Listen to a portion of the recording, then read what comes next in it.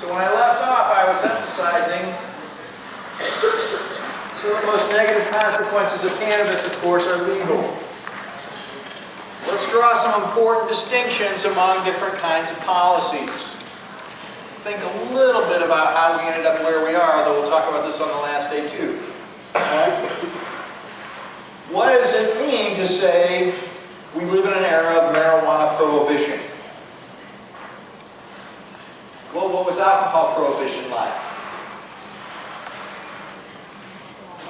Roaring. Boring? Roaring. The roaring. Roaring. No alcohol allowed, right? Alcohol is illegal.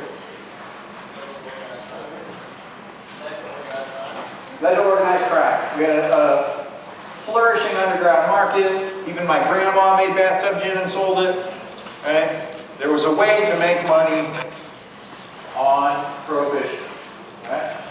Now, was alcohol prohibition a complete disaster? Yeah. No, some people didn't drink.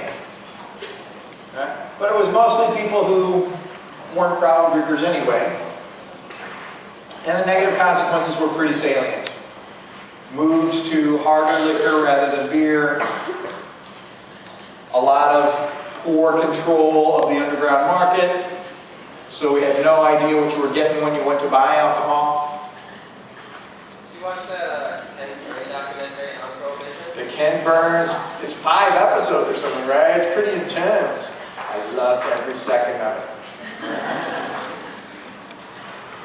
If you got time to watch the old crime movies from the 20s, it's all about bootleggers, right? Like they're heroin junkies.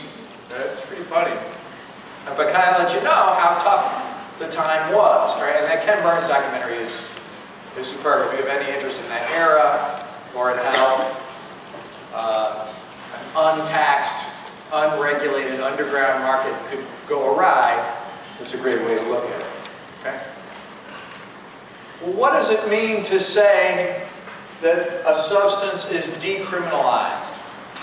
Possessing it isn't a crime? So possessing it isn't a crime. Well, unless you're going to sell it. What's that? Unless you're going to sell it. Unless you're going to sell it. So intention to distribute is still a crime. And it very much depends on the amount you have. Right? If I have 5 pounds of marijuana, it's kind of hard to argue against intention to distribute. I don't know if you've ever seen 5 pounds of marijuana. That's a lot of pot. Can we freeze marijuana? Can you freeze marijuana? 5 pounds and keep it in your freezer. Okay, well, what happens when you freeze any plant? The water comes out and it gets all dry and yucky. You wouldn't want that. I like vacuum freezing it. What's that? I like vacuum freezing it. What about vacuum freezing it? Yeah. Or what about just storing it in the fridge? And as long as it's not exposed to light, in fact, it seems to do okay. But, boy, if you've got 5 pounds, intention to distribute is hard to argue against. All right? A friend of mine's son in Oklahoma has pot in the car and has been taking his lunch to work in little sandwich bags, throws the sandwich bags and all the other crap in the back seat like every other fucking slob teenager, right? Now he's got pot and sandwich bags. Guess what he's charged with? Intention to distribute, right?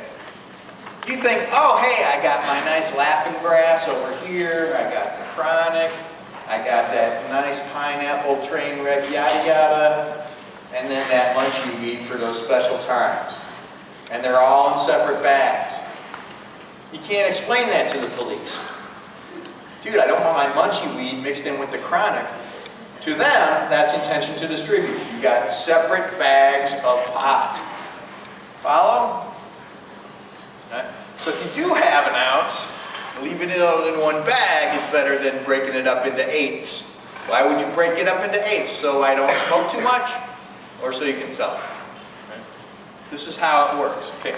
So decriminalized, there can still be penalties, just not criminal penalties. Right? So if a cop pulls you over and you have less than an ounce, what happens? You still get a ticket. And for whatever you got pulled over for, I assure you, you're going to get a ticket for that too, if there's pot in the car. Right? And how much is that ticket?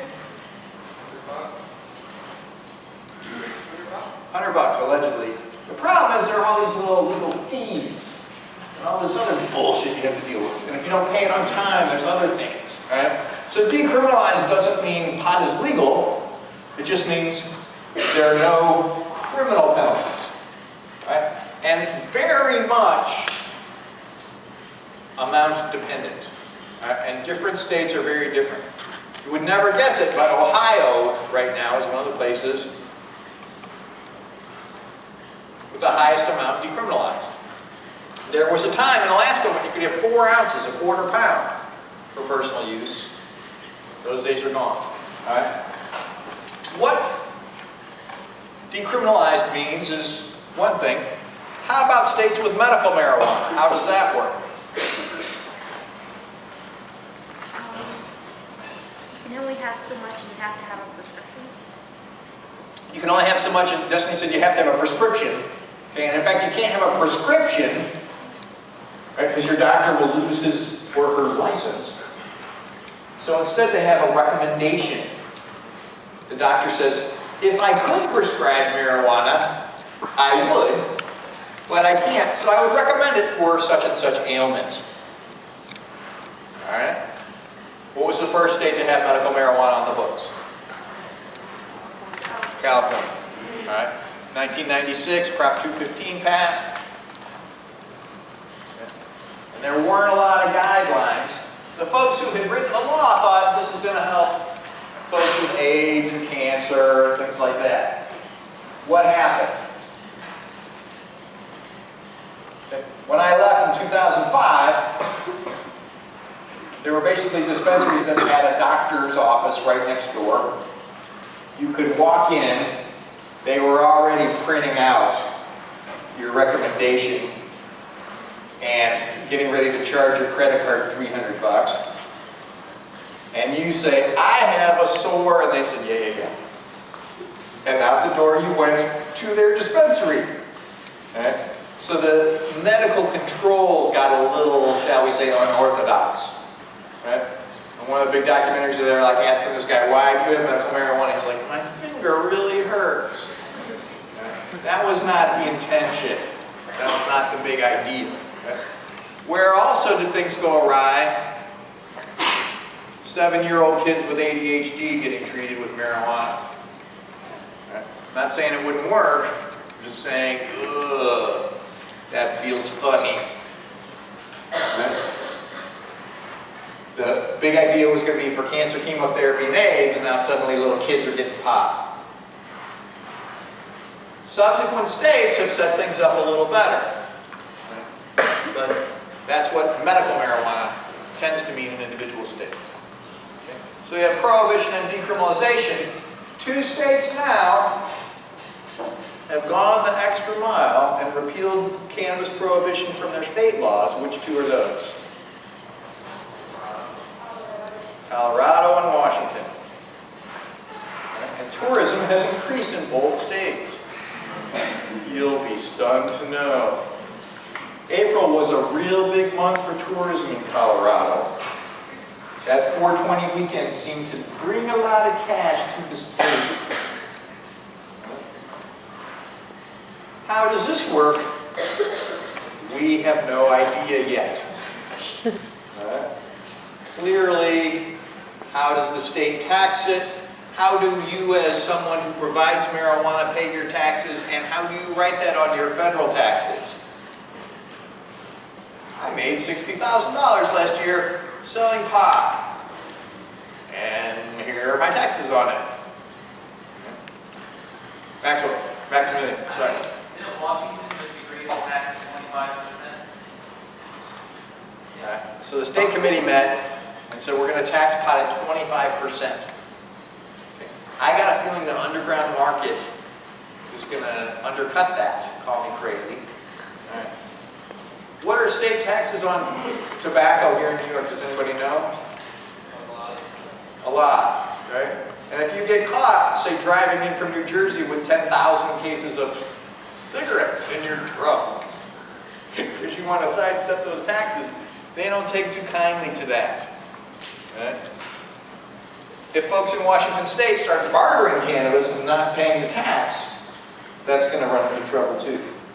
Right? So we have a tax and regulated market, but we're not sure how to tax it and keep it so folks will still go to the main market.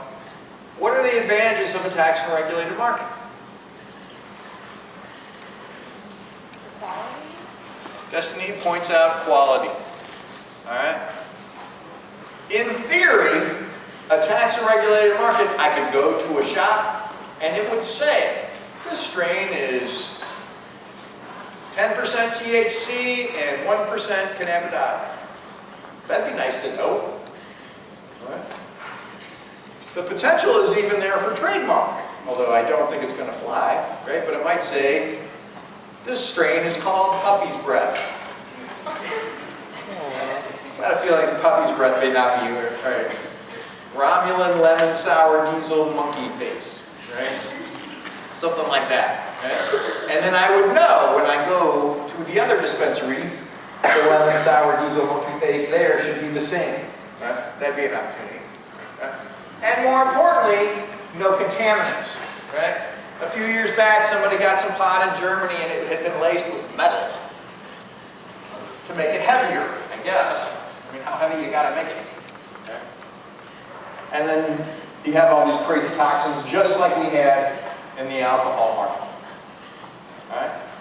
Pushing a little further, we had good old Thomas Saz on the tomato model. Anybody remember the tomato model? Toxic. And then we just sell it like it's a tomato. It's just like a tomato. Right? USDA choice. Sure, there's government inspection involved to make sure that it's not poisonous, but in general, anybody can grow it and distribute it as they see fit. I don't see that happening here in the United States this week. Okay? But that's yet another on the continuum. All right? What are the legal penalties and what have they been? Well, there are some places where you can do lifetime in prison depending upon to whom you sold or how much.